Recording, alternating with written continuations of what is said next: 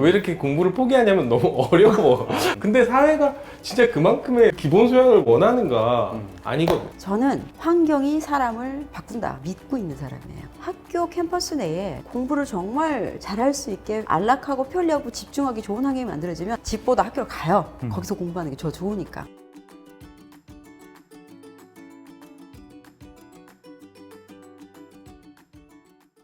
미래의 교육에 대해서 이야기를 해보는 나우미래, 오늘의 주제는 미래 학교인데요. 세 분 모셔봤습니다. 안녕하세요. 교육부 미래교육위원회 김유민입니다. 현재 저는 도시와 건축과 관련된 일을 하고 있고요. 스마트 시티, 녹색 도시, 기후변화 대응 이런 관련된 업무를 하고 있습니다. 안녕하세요. 저는 홍성재라고 하고요. 소셜벤처를 한 7년간 창업을 했고 현재는 한성대학교 창업 R&D 센터에서 창업을 가르치는 교수로 있습니다. 저는 세종 보람고에 재학 중인 3학년 유주연이라고 합니다. 생각하시는 미래의 학교, 생각을 공유해 주실 수 있을까요? 어느 순간 생각해보면 집에 컴퓨터가 없을 때 학교에는 컴퓨터가 있는 거예요. 그리고 집에는 과학실 같은 게 없는데 근데 학교에는 과학실이 있는 거예요. 그때만 해도 집보다 학교의 시설이 더 좋았어요. 반대로 생각하면 어느 순간 학교에 투자되는 것들이 사회가 변하는 만큼 투자되었나, 스마트 교실을 가봐도 TV 같은 게 바뀌어 있는 거거든요. 투자가 훨씬 더 많이 돼야 된다. 같은 예산이지만 예산 배분을 페인트 칠을 다시 하고 뭐 이런 수준으로 가서는 안 된다는 거죠.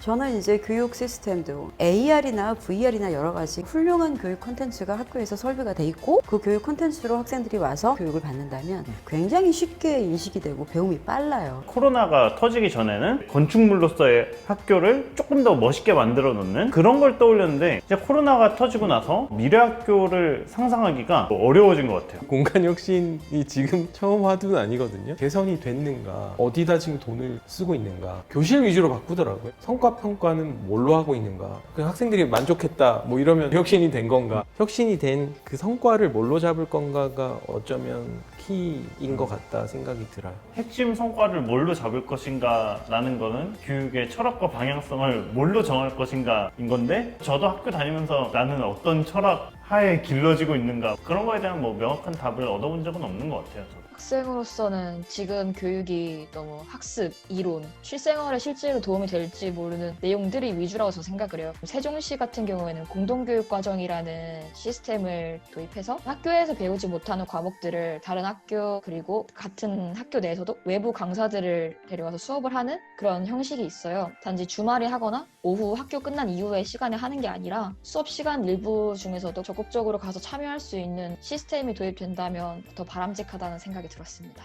학교 공간혁신 얘기를 들으면서 들은 생각이, 저희 학교에서 공간혁신 사업을 이미 진행을 했고 완공이 되었거든요. 코로나가 엄청나게 대두화되기 전에 교육박람회를 코엑스에서 했었어요. 부스를 운영하는데 그 부스에서 공간혁신을 준비하는 학교에서 질문이 들어와요. 근데 너무 학교 공간혁신이라는 게 리모델링에 초점을 맞춰져 있는 게 아닌가라는 생각이 들었어요. 교육박람회에 있는 대다수의 학교들은 학교가 낙후되어서 예산을 배정받고 리모델링을 어떻게 할 것인가에 대한 고민을 많이 하시더라고요. 공간혁신에 대한 정의, 그리고 어떻게 접근할 것인가에 대한 생각이 한 번 더 정리되어야 되는 게 아닌가라는 생각이 들었어요. 되게 동의하는 게, 이게 낙후된 시설을 그냥 현재화한다에 예산이 많이 들어가는 것 같아요. 혁신 학교다라는 건 보면은 오픈 스페이스에 가깝거든요. 따로 이렇게 교실로 규정이 안 돼 있고 공간이 언제든 재조정될 수 있는 그렇게 좀 돼 있고, 학교 안에 뭐 영화관도 있고 놀이시설도 있고 집에는 없는 장비들 있잖아요.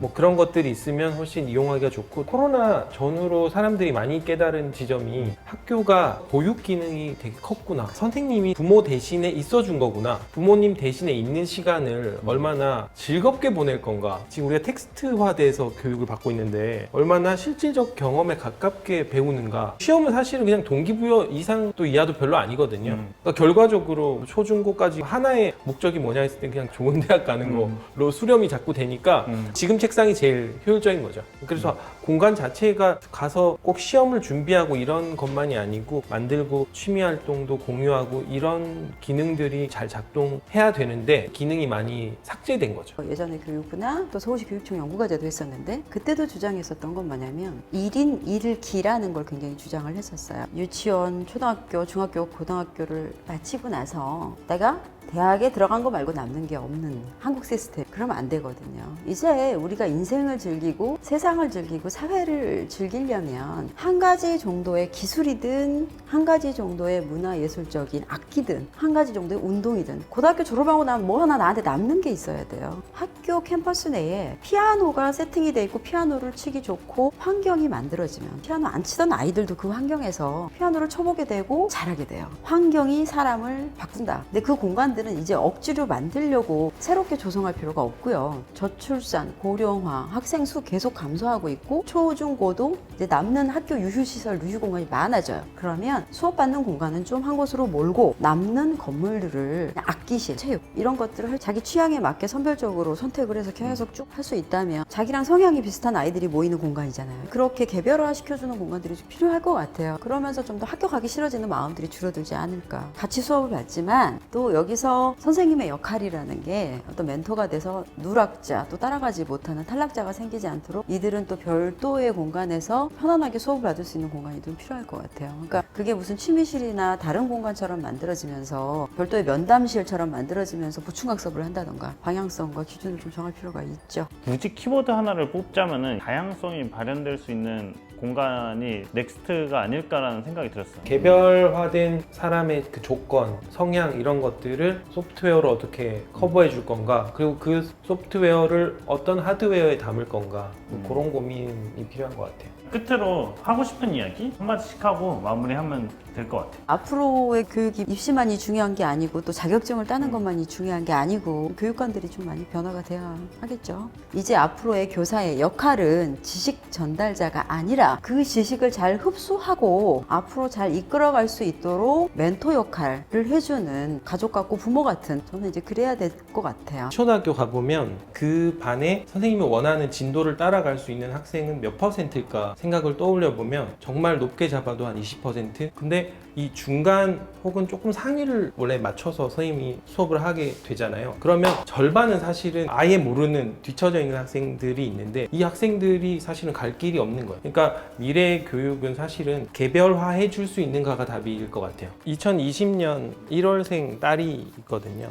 이 딸이 5년 뒤, 10년 뒤 갈 학교에 관심이 많을 수밖에 없는 거예요. 솔직한 마음으로는 좀 쉬웠으면 좋겠어요. 그래 자존감도 좀 높아진 거예요. 왜 이렇게 공부를 포기하냐면 너무 어려워. 사회가 진짜 그만큼의 기본 소양을 원하는가? 아니거든. 저는 앞으로 경험할 교육 시스템들은 경험하는 것을 위주로 나아갔으면 좋겠다는 게 깨달았던 것 같고 인상 깊게 다가왔어요. 키워드를 몇 개 뽑자면은 학교에 간 친구들이 좀 즐겁게 원하는 진로를 찾고 인생을 좀 현명하게 살 수 있는 그런 공간이 되었으면 좋겠다. 이해해 볼 수 있었던 것 같습니다. 네, 오늘 출연해 주셔서 감사합니다. 네, 감사합니다. 수고하셨습니다. 네.